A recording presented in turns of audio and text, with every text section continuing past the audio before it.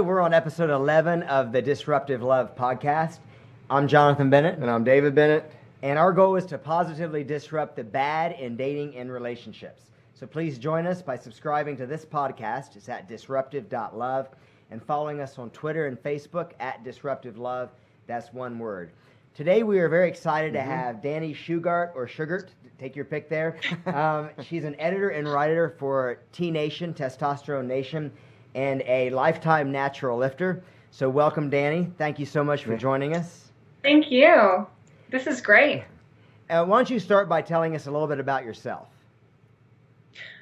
Sure. Well, so I started lifting weights probably, I was 15 years old. So I've been lifting for more than half my life. And I kind of was lucky enough to get into the fitness industry, end up there actually, because in college I studied broadcasting and mass communication, journalism, and nutrition. And I didn't think that I would end up doing anything related to fitness, but now I am in that industry, and it's just awesome. That is awesome. That's a great combination of degree. It is multi-talented. David and I we have a somewhat similar story in that we discovered lifting, fitness, and health when we were probably 14. But it was around the same time, and I might as well get it out there now because we're going to bring this into this episode. But David and I used to be quite overweight, out of shape at different times. At different times in our lives, but we really got into made the change when we were about 14, and we had very little guidance. I remember going to a library and actually checking out a book on a diet plan for teenagers. So that was a very important moment. And before that, I remember one time we tried to lose a little weight in 8th grade, and we read that fish was low in fat and calories, so we went and had a 3-piece meal at Long John Silver's. That was a little bit ignorance there. Nothing like deep fried battered fish. So we've struggled a little bit in that area, but we want to let our listeners know we discovered Dani through her article. I want to get it right. Drop the Body Love Nonsense. And while we certainly believe in loving yourself, and that includes your body, we've noticed that like the body positivity movement seems more focused on making excuses rather than making life changes. So that's the angle we're coming from. We were very impressed by that, and I go back to when I was, in 8th grade and it went down for us for dating and relationships. No one wanted to date us. I know it was hard to believe when we were, young and very overweight and awkward. But, the advice we got was be yourself and, or wait 10 years and the right woman will be mature enough for you. And all this terrible advice, when really the most loving thing, the most body positive thing would have been to have told us to, maybe lift some weights and get active and put away the Nintendo, showing our age a little bit, but and actually start doing something with yourself. So that's just a little bit of a tangent there. But one of the things what we've noticed is that this movement, this body love movement, is largely dominated by women. You don't see hashtags where guys say, like, honor my beer belly, or guys saying, I'm this big, beautiful man, therefore you must love who I am. Why do you think this is largely a movement driven by women? Well, I've been thinking about this because at this point, it would just be speculation on my part. I'm not a psychologist, but I can tell you that women are much more self-critical, I think, as far as their appearance goes. And I feel like men, like if a man has a big bank account and a sense of humor, or one of those, or one or the other of those, he can probably, or a sense of confidence, then it's easier for him to attract a mate than a female who's not feeling as attractive. And I think that's the problem. I mean, working out is what gives you a sense of confidence, and a lot of males, like you like you guys were talking about when you got fit, I'm sure that didn't just change your body, it changed your attitude. It changed the way that you interacted with other females. You went from beta to alpha probably, or at least, more I don't so even know. At that time. More so, yeah. So, but I think that females are more likely to try to lose weight, not succeed, and then create a group of women create a group surrounding the hatred of not trying to get fit, because it's an ego defense mechanism. Like, I can't have this one thing, so I'm going to pretend like I hate it. I'm going to pretend like I don't even want to be fit. And so, but there are, a lot of people do that with a lot of different things. And it can be helpful, but it can also be damaging, especially when your health is at risk. Well, we see that with guys a lot with the more psychological side of things. So we suggest looking into charisma, charm, increasing your confidence. And we kind of get that resistance too. Like, I don't want to be a douchebag, and only douchebags do that. That type of excuse. So we do see it out of guys, even lifting to some degree. There are some guys that oppose even getting healthy and lifting because of that excuse. Absolutely. Oh, really? Yeah, you're right. That is common. Or they say guys who lift are dumb. And of course, I posted a tweet sometime at one point just mentioning that, like, taking care of your body is not dumb, actually. And it shows intelligence if you care about your body. And I listed some of the studies showing the health benefits of being muscular. But there is that stereotype. If you're in the gym, you're dumb, and I'm not going to resort to that because I'm smart. So we definitely see the resistance out of guys, even on the physical side. And it's very unusual, because they'll say something like, well, this is just who I am. I'm just not, women just don't like me. This is my core personality. And it's kind of like someone saying they want to be a famous guitarist, and they're saying, well, you know what, I'm just shitty at guitar. That's just who I am. Accept me for who I am. And it's just this lack of self-development and self-improvement. Of course, we come at it, we're very much into fitness. We love this topic, but we try to keep this podcast focused a little bit on love and relationships. So I want to bring it back to that for a second. Sure. I'm sure you've worked with people or been around people who have made a lot of health and fitness gains. Have you seen where they go from that to then finding more success in romance? You would think so, right? Mm-hmm. That would be the assumption that you would have, but more often than not, I'm finding that a lot of people start getting more interested in their fitness after they've established their relationship, and after, being with their husband or their boyfriend or girlfriend or whoever, then they start wanting to get fit. And I don't understand why that is, because a lot of times, you just become a happier, more confident, better version of yourself when you take care of yourself. That's an awesome insight. Have you ever seen where a person one person might lose weight and get healthy and the other person doesn't, and how that impacts the relationship? Yeah, the thing is that, like, when someone gets healthier and they're that close to you, it puts the pressure on you. And so you might end up sabotaging your spouse without even knowing it. And people do this to each other all the time. My parents did it to each other all the time. I saw them do it to each other all the time. And it's not that they didn't each love each other. It was just that when you get yourself healthier, then you start reflecting. When your spouse starts getting healthier, then you start reflecting on yourself and comparing yourself to your spouse. And it can be really tough to see someone improve in front of you while you're not improving, and you take that as kind of almost an insult. Like, what was wrong with the way we were? Mm-hmm. I love you just the way you are. Yeah, but we were doing some research a while back, and there's even a term for people who had bariatric surgery.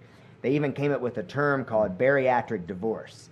And it's this trend that people who, when one partner goes through the surgery and the other person does not, and the other person maybe is overweight, the divorce is very, very common. because what they might have used to have shared, they would eat a lot together, they would sit around, but when one person changes that lifestyle, it just tears the relationship apart. But see, I find it interesting about your parents too. I just want to throw this in that our parents would often try to like put food in our direction and like, here, you need to eat, and like we're not Italian, but like the Italian grandmother or something, but I want to say our grandma was the opposite. Our grandma was kind of a fat shamer. It's like, she's like, one time I didn't come down and visit, and she's like, well, Jonathan, he hasn't been walking much. I think he's been putting on some weight. So our grandma took the more tactic of, hey, I need to get this guy on the path to fitness, at least walk down to see her. I want to talk a little about lifting because that's one of your interests, and that's one of our interests. A lot of people say they don't want to, especially women, they don't want to lift because they don't want to look bulky. How would you respond to someone who told you that? Well, I would just tell them what I went through. I mean, I remember being a teenager like you, 14, 15, I was pretty heavy. I was 175 as a 15-year-old, and that was with no muscle under it. So that was before I started lifting, and I tried to be thin. I tried to take the conventional approach of being thin by running and trying to change my diet, just eating less, and that didn't work. And that's what a lot of women do who are now people who are part of this body love movement and the health at every size movement. Well, they tried the conventional way of just losing weight, and that's, eating less and exercising more, but that's not always the way that works. So, I mean, I got thinner by building muscle, and it sounds totally counterintuitive, but that's how I got lean. And I would say that, it's fair if you think that I'm bulky. That's fair, but I know that my genetics tell me that I'm going to be a large person regardless. So I can either be bulky with muscle or bulky with fat, and I choose muscle. Well, it's interesting you say that because when we were in high school, we would, if our old coach is watching, we're really sorry about this, but we would skip weightlifting sometimes because our excuse was, we're going to look too bulky. And we did look kind of stout and bulky, but looking back, I'm about 150 now. I was at 170 then. Like that was like my low in high school. And I remember it wasn't wasn't muscle. It wasn't really so much that muscle was making me look bulky. Yeah. I was assuming that the extra weight I was carrying I assumed that was like the muscle's fault, and it really wasn't. And we kind of even had that stereotype that if you lift, you're going to get bulky, but really you'd have to be, and I think you can probably attest to this, but if you're going to look like a bodybuilder, that level of wideness and bulk, you're going to have to be in the gym almost all day. And I don't think most people who lift, they're never going to even put that effort. If you can get there, let me know what the secret is. Because exactly. I mean, you have to really work for that. So. Well, that's kind of what I think when people say, well, I'm going to look like a bodybuilder. It's like, that's insulting to bodybuilders. You're going to have to work your butt off to look like that. Yes. I mean, you're not going to pick up a 10-pound dumbbell, do a few curls, and suddenly look like that. Right. Well, so there's a couple of misconceptions. And first of all, a lot of women think, okay, in order for me to get defined, they love that, or toned, I just have to lose weight.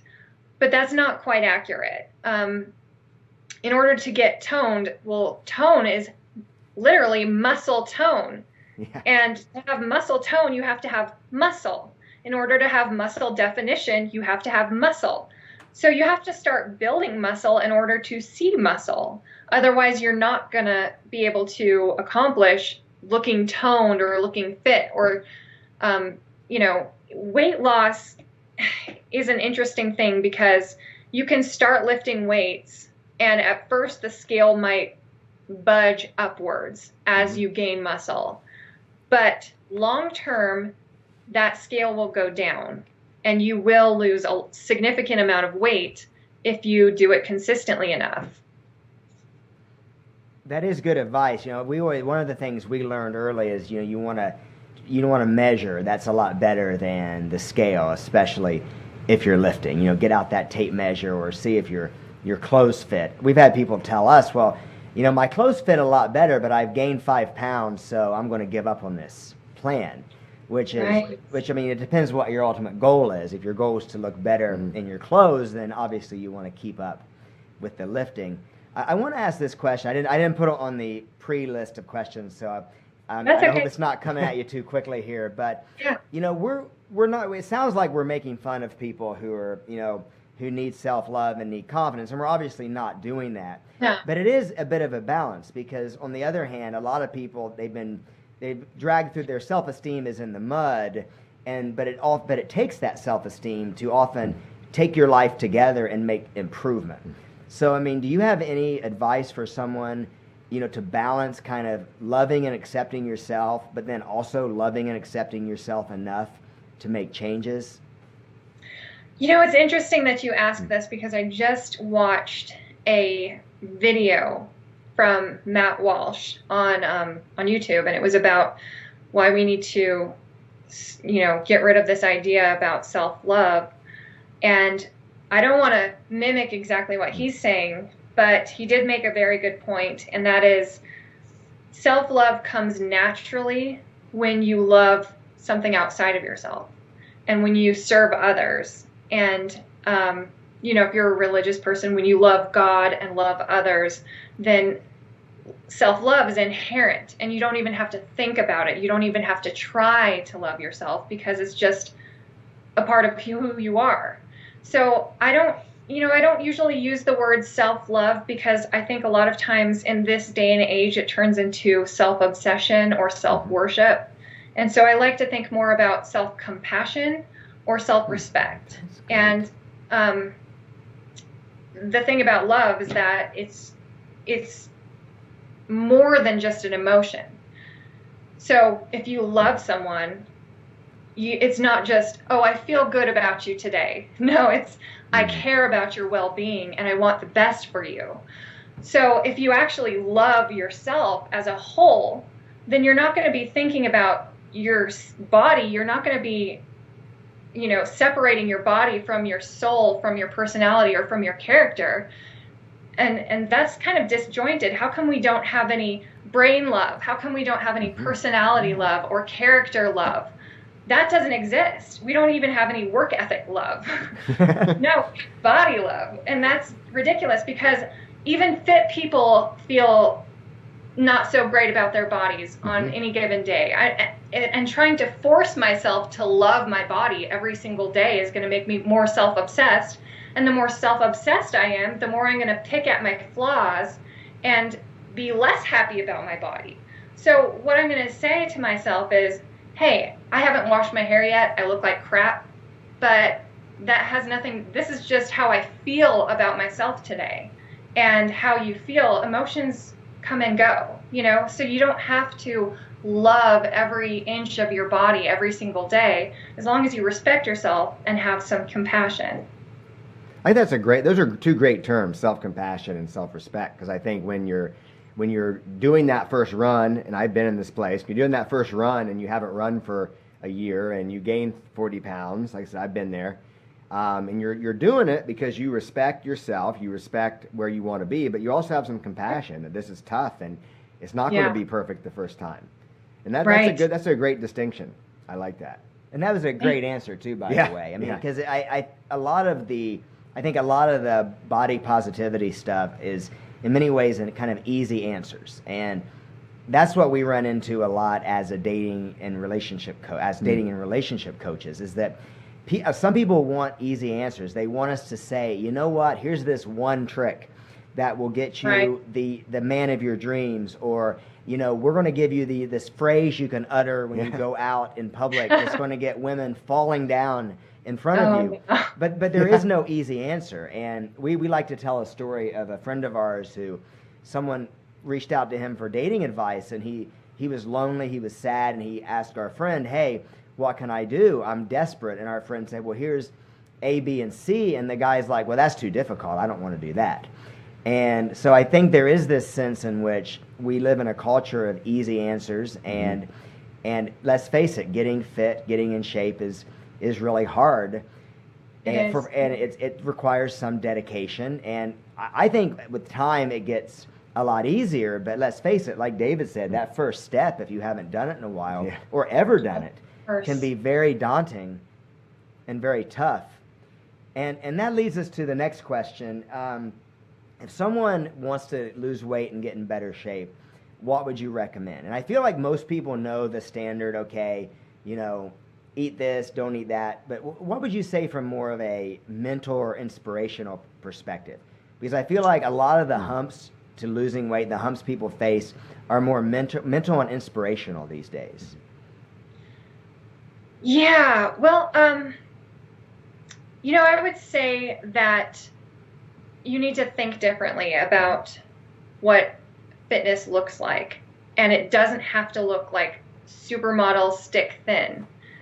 And it doesn't have to, because honestly, building muscle and making that a goal is far more rewarding than trying to get as skinny as possible. And getting skinny is hard to maintain. If you get there, you're probably going to rebound back to your former weight and gain more.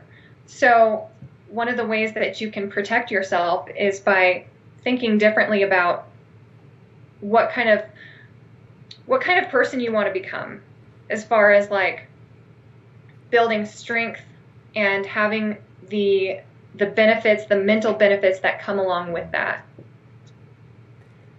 And I think your emphasis on lifting, we're not getting into the health a lot, but if we're familiar with a lot of the research related to lifting and fitness, and really lifting has a far better long-term benefit for losing weight than aerobic does. And you're mentioning that.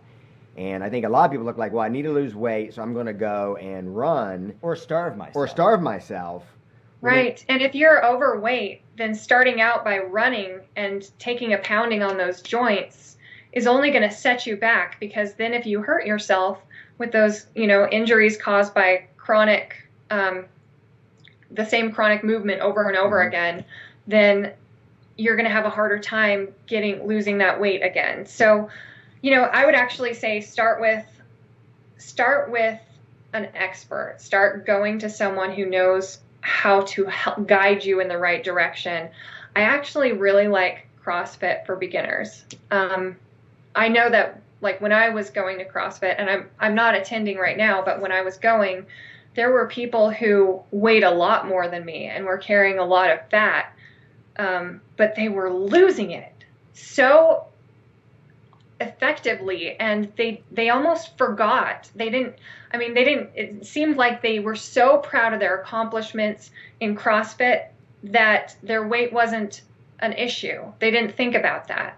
And that confidence that they gained through all of those accomplishments, setting PRs, learning new exercises, and becoming stronger, those accomplishments made them confident in their ability to lose more weight. And so it was a snowball effect. It was just kind of miraculous.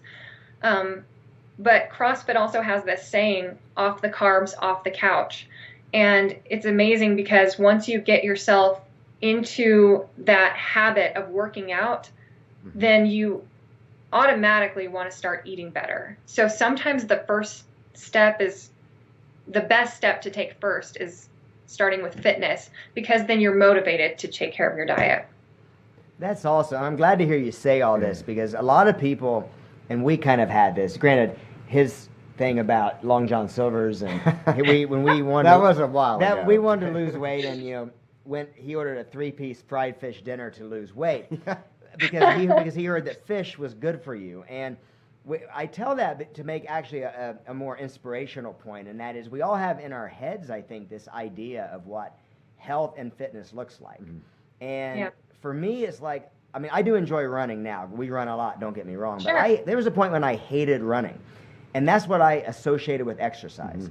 So it's like, I'm not running, and I hate running, so I'm not going to let myself find other options. But taking up weightlifting and I like interval training too. I found that to be very fun. Has really liberated me, and I also got over this notion of, I remember thinking I had to eat chicken breasts, flavorless grilled chicken breasts to be healthy. And I hate to admit this, but I love these pizza bites from this local pizza place. And when I lift weights and do my workout, I can eat those a few times a week. I eat there so much that they told me I've earned 7 free pizzas from the reward program. Wow. So, but I can do that and still stay where I want to be. It might not be the best for my arteries, but I can do that. So it's not about starvation. It's not about running and getting this stick figure, because fitness can be different. It can actually be, like you said, it can be fun. It can be confident building. And that's probably a great place for a lot of people to start. Get rid of their old notions of starvation and running 5 miles, and maybe embrace something a little different that works for them. Right. And I'm not anti-running. I love running. But I just remember as a young teenager, when that was the only thing that I thought I could do to lose weight, I remember ending up with all sorts of knee problems and joint problems. Then I started, a year later, I learned, I can lift weights. And lifting actually strengthened my joints and ligaments and made it so that I could run without injury. So sometimes, getting stronger, you kind of have to be fit in order to run. Yeah, well, actually, that's kind of funny, because the solution, when I was in my 20s, I had quite a few knee issues, and the solution was just simply working out my quadriceps a lot more. And I haven't had really any knee problems since then. So we're very big advocates of lifting. We will preach that from the rooftops. So we really, and low carb too. You mentioned watching your carbs. My snack is not pizza bites. My snack is, people are going to hate this, but shredded, grated Parmesan straight from the container. Yeah, I do measure it. I use a half a tablespoon as my measurement, and we track all of our calories and everything. So we take it pretty seriously.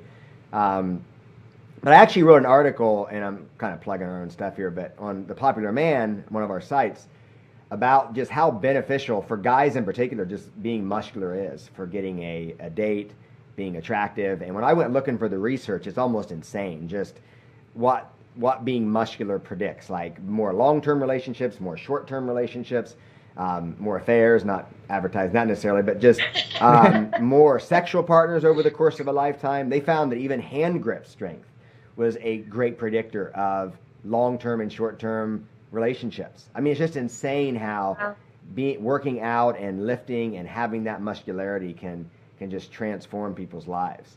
The research is very clear. Well, we want to it's time to wrap up. We really want to thank you for coming on. It was great to have you. Before we leave, though, we want to give you a chance to talk about what you do, maybe plug T-Nation, all of that, what you have upcoming. Yeah, so tnation.com, you can find all of my articles there if you just search Dani Shugart.